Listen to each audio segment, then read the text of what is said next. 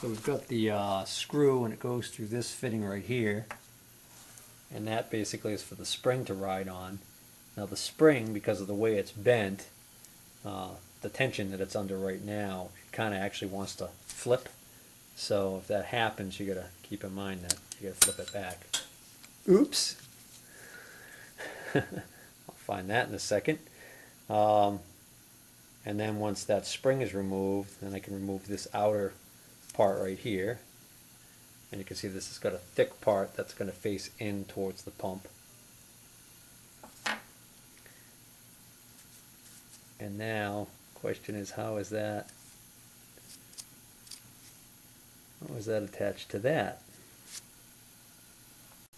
And it appears this might actually stay attached to this part of the shaft, so maybe that comes off with that part of the shaft when it is disengaged from the internal part here.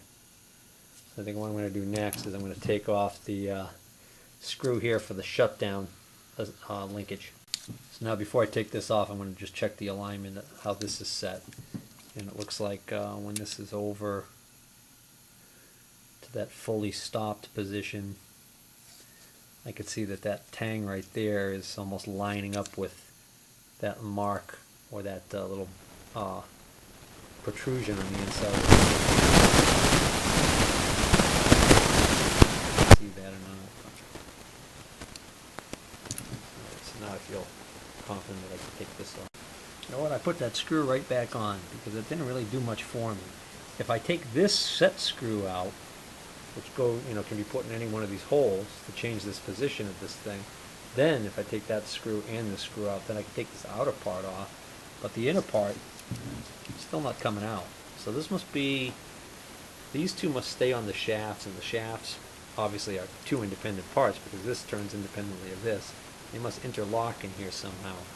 And I recall seeing something about this clip being removed in order to disassemble this, and there's actually a special tool which is almost like a flat screwdriver blade with a 90-degree angle on the end of it there.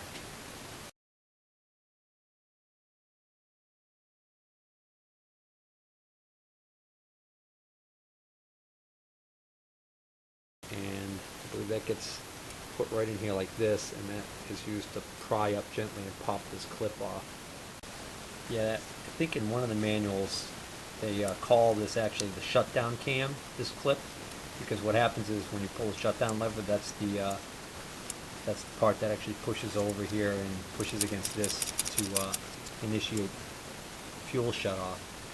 So I'm going to remove that, and then the manual actually says to discard it, so I'm assuming that the kit's going to come with a new one. I'll hold on to it for the time being. But let me see if I can't pry that out gently without damaging it. I was actually able to grab this with my lineman's pliers from the top and pull straight up on it to get it to come right out. So now I think I'm going to be able to separate these two shafts. Yeah, that's exactly how it works. That now allows me to pull this shaft right out completely. And we see there's a plastic bushing on this shaft and a little O-ring right there. And then now with that shaft out, I should be able to pull this shaft out this side. And I'm going to take note of where this device right here is positioned. Alright, that's simple enough. If I rotate this, you can see that this just basically is a cam type assembly. And what happens is that's got these little feet on the bottom there that are going to push on the top of that spring via some sort of a washer or a spacer. So if I pull this out, see, this is what I'm talking about right here. So it's got these little feet right here that are going to push on that disc on top of the spring right inside there. So that goes right in like this. And then now there's a spacer here. Just a regular little spacer. And then now I can fully withdraw this throttle shaft. And you can see this throttle shaft also has a plastic bushing and O-ring on it, just like the other side did. Now you can really see start to see the metering valve. Now to take the metering valve out, we've got to remove this spring, which is simply a matter of removing the guide rod, which is this rod right here, which is actually part of this bolt head right here. So if we unscrew this whole rod comes right out and allows us to take that spring out. Now I was extra careful when I was pulling this out so that this didn't all fall apart on me until I saw exactly how it all goes together. You've got this big spacer type washer here on that on that rod, and then on the spring assembly itself, we've got this little doohickey right here. That's what this thing's feet push against, and then looks like inside there we've got this little cup thing with another tiny spring inside of it right here. So you can see you got a lot of little tiny parts going on here that we want to keep track of. Now you can see the top of the metering valve right here. So if I move this, you can see it turning. Now if I very gently push down on the top of the metering valve, I can then disengage this part of the linkage from the top of it. Once I've done that, I can then slide it this way, slide it in this direction, and get it to disengage from this part of the linkage here, but it's still being held by a spring. So I want to disengage it so I can get the spring up here where I can see it and easily unhook. So there you go. You see that pin right there on the end, right there. Kind of hard to see it. This camera doesn't focus very well close up, but that basically rides in that slot right there. It's kind of like a fork. But to get this completely removed, you've got to take the spring off. But I think in the manual it actually talks about where you just take this and leave it off to the side and just leave it like that when you're servicing it.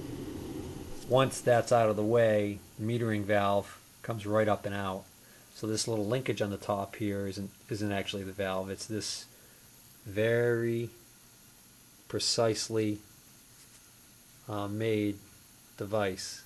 You can see it there. I want to make note that right at the base of this, there's a tiny shim. And you can bet that's critical. And then, of course, down in there, there's this spring, which the spring is a